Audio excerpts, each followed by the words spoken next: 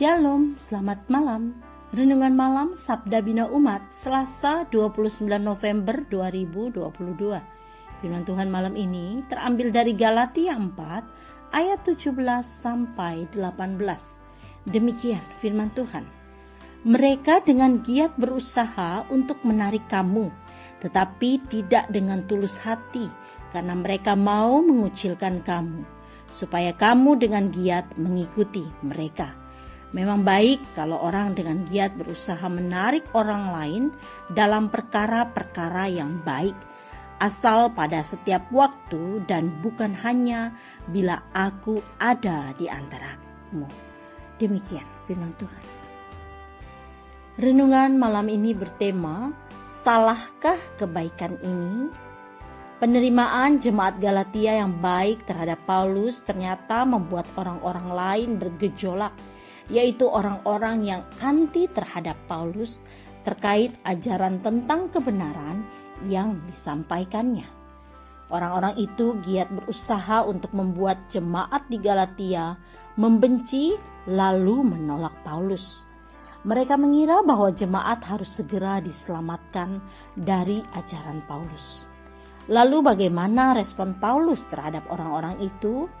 Bukan mereka yang dirisaukan Paulus, melainkan jemaat di Galatia yang dibuat bingung oleh orang-orang itu. Seolah-olah penerimaan mereka kepada Paulus merupakan tindakan yang keliru. Menurut Paulus, memang baik kalau orang berusaha untuk saling mengingatkan sesama dalam berbuat baik, tetapi bukan karena ada kepentingan lain. Seandainya kita adalah bagian dari jemaat di Galatia, kita pun akan mengalami kebingungan yang sama, yaitu ketika kebaikan kita kepada seseorang malah dianggap sebagai sesuatu yang salah, merugikan, bahkan membahayakan.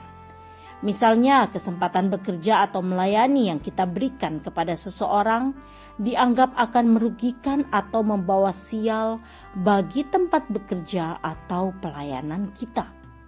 Sebagai manusia biasa, sikap orang lain yang mempersalahkan kita atas kebaikan yang kita lakukan pasti membuat kita bimbang, bahkan takut, merasa tertekan atau terancam. Karena itu, mari belajar dari Paulus. Paulus mengingatkan kita untuk jeli dan peka melihat adanya kepentingan di balik sikap atau penilaian orang terhadap perbuatan baik yang kita lakukan. Kejelian dan kepekaan kita itu akan memberikan pelajaran kepada kita tentang apa yang sebenarnya sedang terjadi, supaya kita dapat mengambil keputusan yang tepat. Apakah kita memang harus mengoreksi diri atau malah meneguhkan hati terhadap apa yang sudah kita putuskan berdasarkan hikmat dan kehendak Tuhan? Doa malam ini, Tuhan jadilah hakim antara niat kami untuk menolong dengan penilaian orang lain terhadap tindakan kami. Amin. Demikian renungan malam ini. Selamat beristirahat. Tuhan Yesus memberkati.